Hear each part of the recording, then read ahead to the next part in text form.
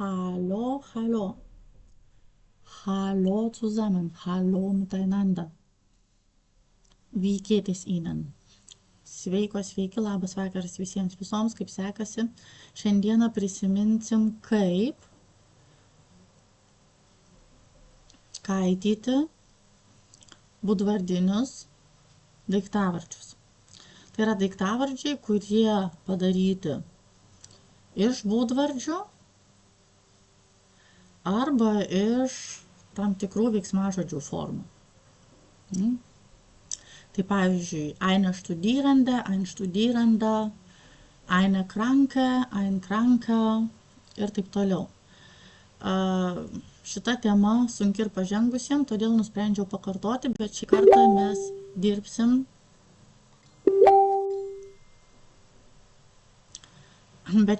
mes dirbsim jau praktiškai. Taigi norėčiau, kad dalyvautumėt, kas galit. Keliaujam pas skaidres.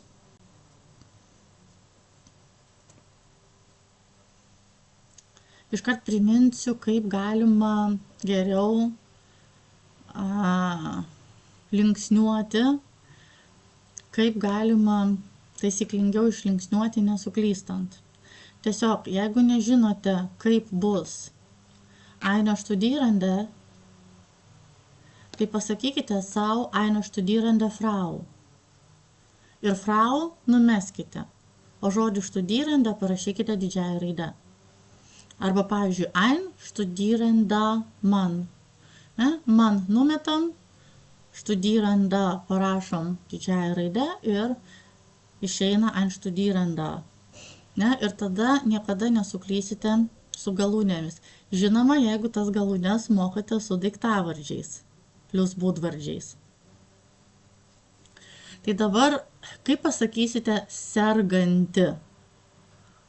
Eine arba die, kada eine, kada die, tai mes jau kalbėjom, ar ne, kai konkretu pašnekoviai, tai yra die, kai nekonkretu pašnekoviai, tai eine. Tai dabar eine arba die ir galūnė kokia turėtų būti? Krank. Tiesiog rašykite galūnę.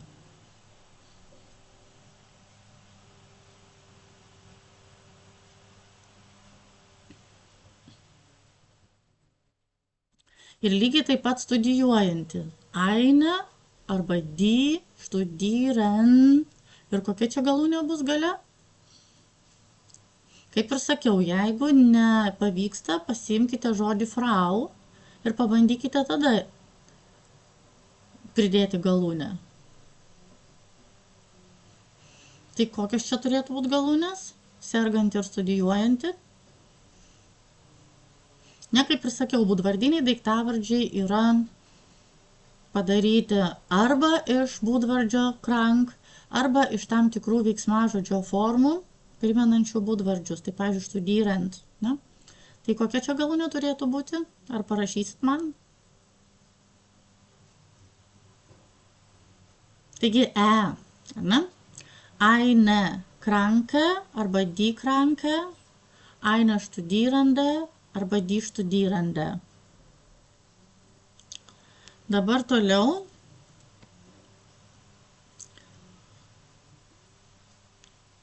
Akuzatyvas ir nominatyvas moteriškos giminės vienodas. Kas serganti studijuojanti ir ką sergančią studijuojančią vokiškai skamba vienodai. Tai kokias čia galūnės įrašysite? Eine die krank ir eine die studierend. Kokios čia galūnės bus? Jeigu sutampa su nominatyvu, tai ką mes čia galime įrašyti?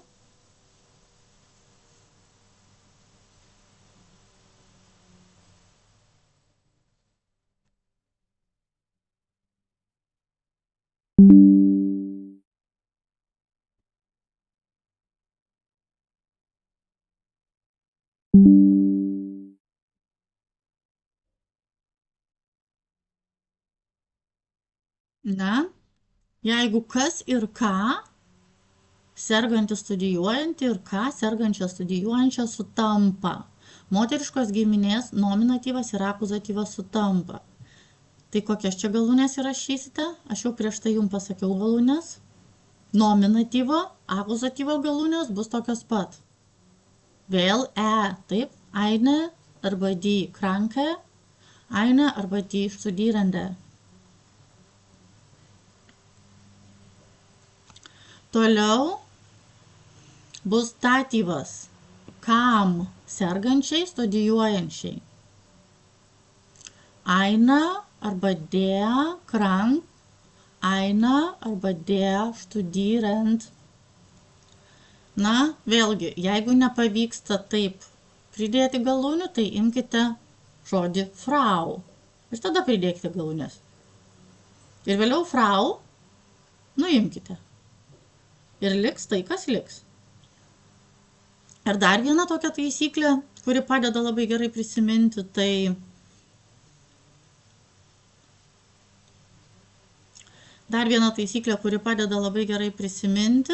kad datyve po artikelio arba artikelį pavaduojančių žodžių būdvardžio galūnės visą laiką N. Ar ne? Datyve po artikelių arba artikelius pavaduojančių žodžių būdvardžio galūnės visą laiką N. Taigi, eine Kranken arba der Kranken, einer Studierenden arba der Studierenden.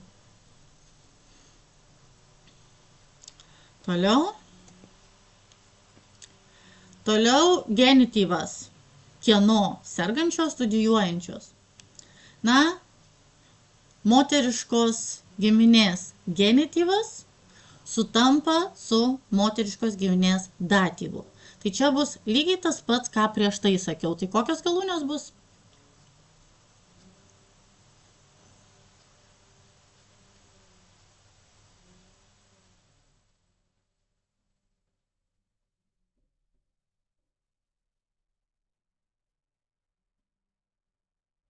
Ir tarp kitko su genityvu irgi yra tokia taisyklė.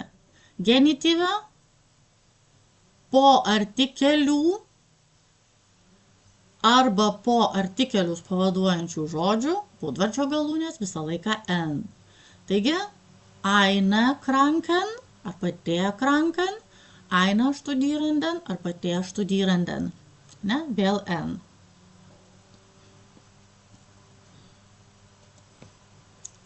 Toliau vyriška giminė. O, čia truputėlį save turiu išsijungti. Taigi, sergantis, studijuojantis. Ein krank, der krank, ein studierend, der studierend.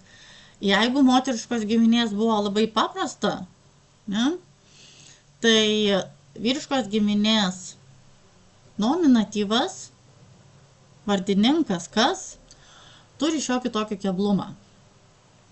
Negali būti R du kartus. Jeigu R prie artikelio, tai R nebus prie būdvardžio. Jeigu prie artikelio nėra R, kaip pavyzdžiui ein, tai R tada prilips prie būdvardžio.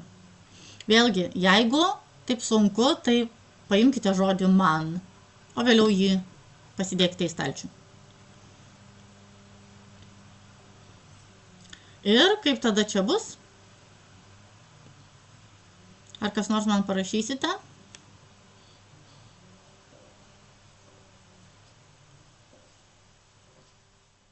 Kaip čia atrodys tos galūnės?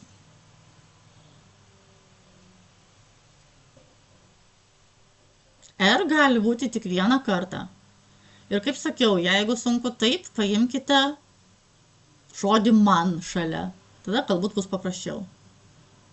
Nes būdvardis turi tas pačias būdvardinės galūnes, net jeigu šalia nėra daiktavardžio ir jis pats yra sudaiktavardintas.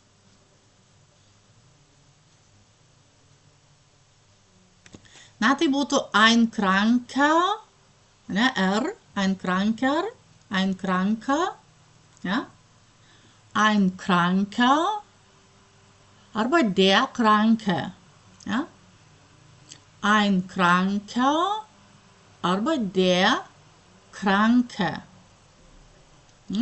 Ein Kranker arba der Kranke. Ja? Kad nesupainiotumėt.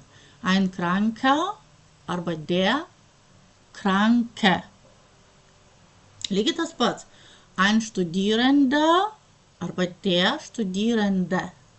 Ja? Toliau. Na, vyriškos giminės akuzatyvą labai lengva prisiminti.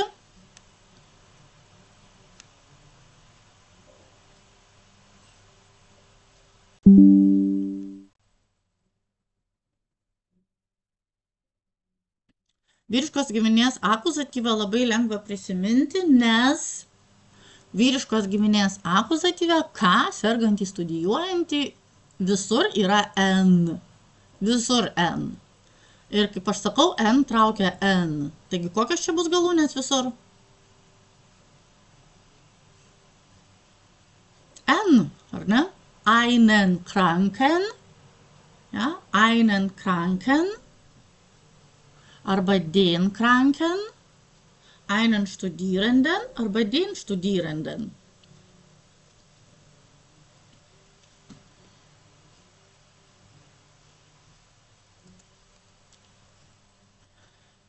Toliau, sergančiam, studijuojančiam, datyv, kam, naudininkas. Vėlgi, jeigu sunku taip, tai paimkite žodį man, kad būtų lengviau. Bet dar vienas geras dalykas, kaip sakiau, datyve po artikelių arba juos pavaduojančių žodžių būdvardžių galūnės visą laiką N. Tai kokios čia bus galūnės?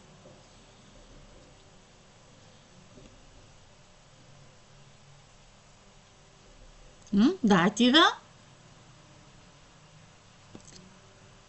po artikelių arba juos pavaduojančių žodžių būdvardžio galūnės visą laiką N. Taigi būtų einem Kranken, dem Kranken, einem Studierenden, dem Studierenden.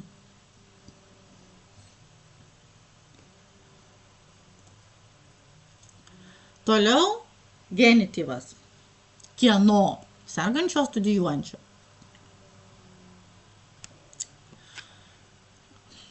Na, galite vadovautis pirmą taisyklę, paimkite žodį man, kad būtų lengviau.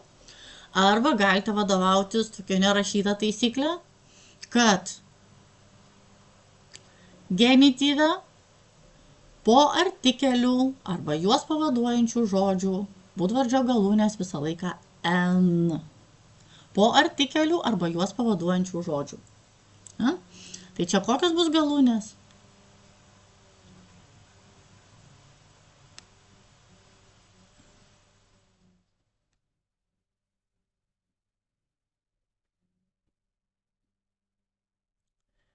Eines Kranken, des Kranken, eines Studierenden, des Studierenden. Taigi N, taip. Toliau. Dabar daugiskaita. Ne, dabar daugiskaita galbūt galiu jau įsijungti. Na, daugiskaita sergančios, studijuojančios. Na, aš išskyriau daugiskaitą moterišką giminę ir daugiskaitą vyrišką giminę, nors realiai vokiečių kalboj ir moteriška giminė, ir ir moteriška giminė, ir vyriška giminė, ir nieko troji giminė daugiskaitoj skamba vienodai. Tai va, bet čia, kad mums lietuviams būtų paprasčiau. Taigi, sergančios, studijuojančios. Kas? Ne, nominatyvas. Jeigu lengviau, paimkite žodį Frauen. Ne? O tada jį pasidėkite į stalčių ir palikite tik galūnes. Tai daugiskaita nominatyve ir akuzatyve yra šiek tiek komplikuota. Ne? Jeigu yra artikelis, yra vienokia galūnė, jeigu nėra artikelio, yra kitokia galūnė. Gal kas nors prisimenat?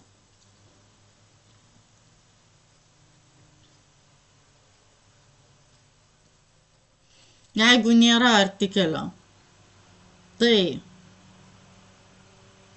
tokia pat kaip moteriškos giminės, o jeigu yra artikelis, tai dar plus N. Tai kokios čia bus galūnės?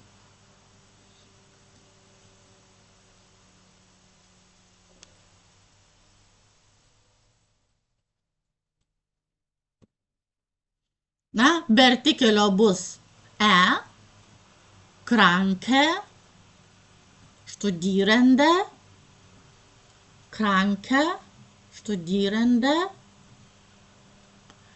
o su artikeliu die bus N, die kranken, die studierenden. Taip.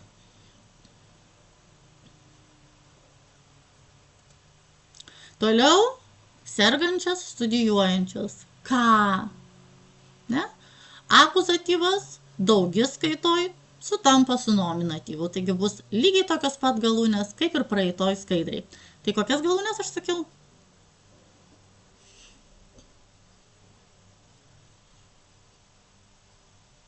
Kas galėtų man parašyti?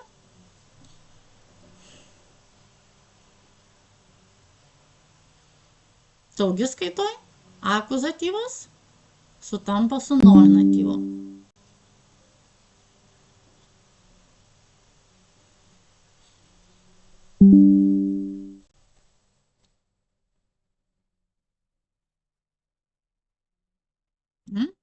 Daugiskaitoj akuzatyvas sutampa su nominatyvu.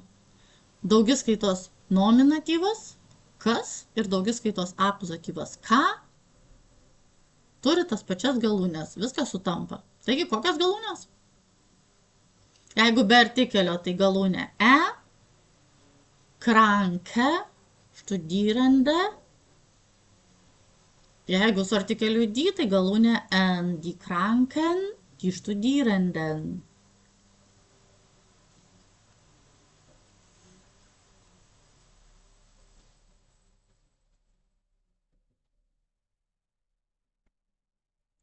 Dabar toliau datyvas.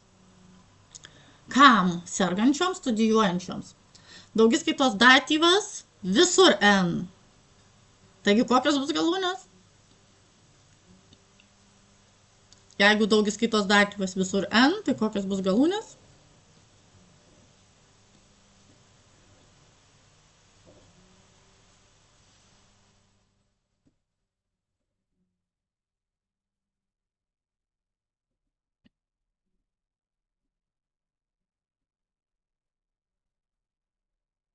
Daugiskaitos datyve visur N. Tai kokias mes čia galūnės pridėsim, kaip skambės žodžiai? Galite parašyti į komentarus tik galūnes.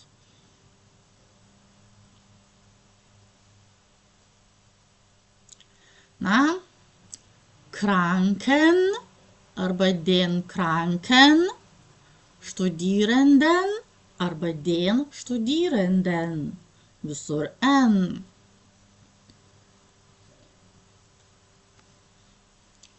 Toliau genityvas. Kieno? Sergančių, studijuojančių. Va čia yra sudėtingiau. Dabar daugiskaitos genityvo artikelis, kaip matot, yra D. Tai genityvas, kaip ir datyvas, po artikelių arba juos pavaduojančių žodžių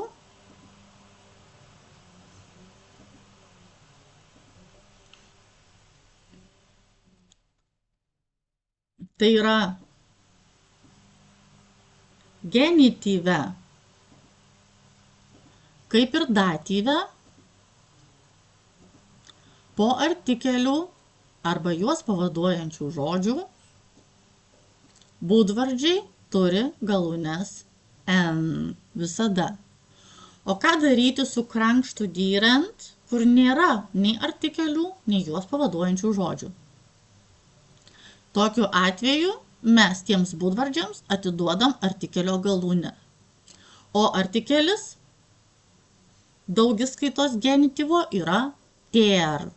Taigi tą der galūnę atiduodam būdvardžiui, jeigu nėra šalia nei artikelio, nei jį pavaduojančio žodžio. Tai dabar kokios galūnės bus?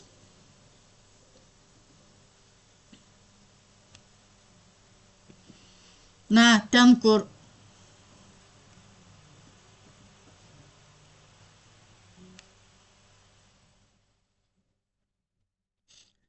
nėra nei artikelio, nei jį pavaduojančio žodžio,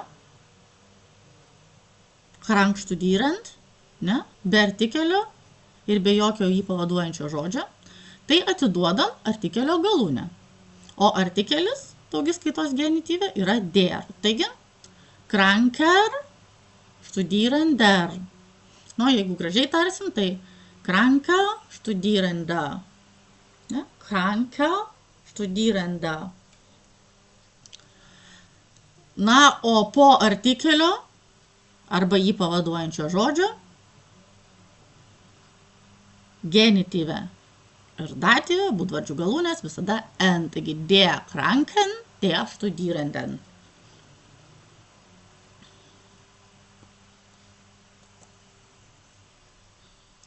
Toliau vyriška giminė. Sergantys, studijuojantys. Bet aš kaip ir sakiau, daugiskaitoj, vokiškai nėra skirtumo. Ar moteriška giminė, ar vyriška, ar niekatroji. Taigi, jeigu atidžiai klausėtės, ką kalbėjau apie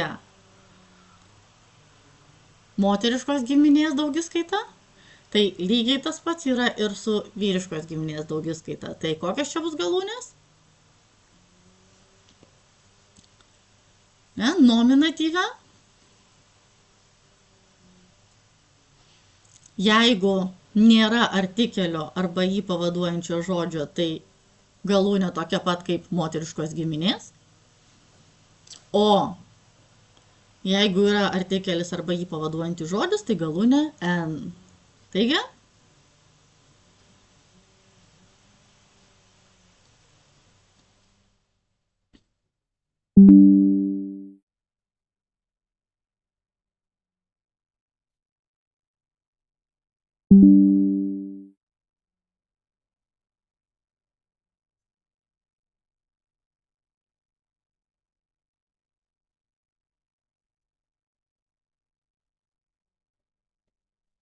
Taigi,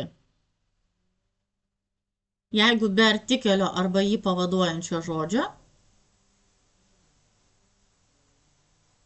tai daugiskaitoj būdvardžiai gauna galūnę e, kaip ir moteriškos giminės. Kranke, studierende. Kranke, studierende. Jeigu yra su artikeliu die arba vietoje artikelio die stovi koks nors į pavaduojantį žodis, būdvardžio galūnė daugiskaitoj n. Die Kranken, die Studierenden.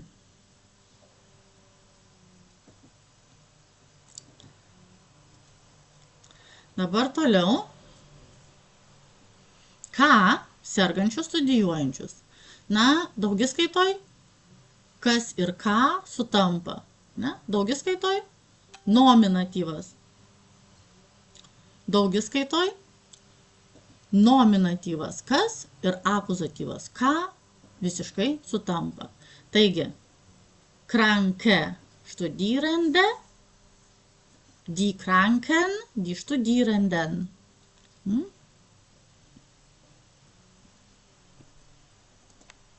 Toliau, kam datyvas sergantiems studijuojantiems.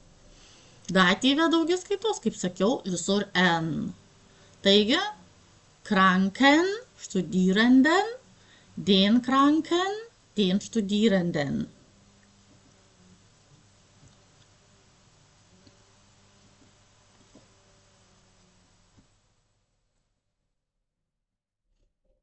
Ir genityvas, kieno, sergančių studijuojančių. Kaip ir sakiau, datyve ir genityve po artikelių arba juos pavaduojančių žodžių būdvardžio galūnės visą laiką N. Bet jeigu nėra nei artikelio, nei pavaduojančio žodžio, tai būdvardis gauna artikelio galūnę. O artikelis daugiskaitos genityvo yra der. Taigi ten, kur nėra artikelio arba jį pavaduojančio žodžio, būdvardis gaus galūnę R. Taip, kranker, kranker, studierender. Na, o jeigu gražiai tartumėm, tai kranker, studierender. Ja? O ten, kur su artikeliu, tai N, kaip ir sakiau, der Kranken, der Studierenden. Ja? Taigi, be artikelio yra R, kranker, ja? Kranker, Studierender. O su artikeliu yra tiesiog N, der Kranken, der Studierenden.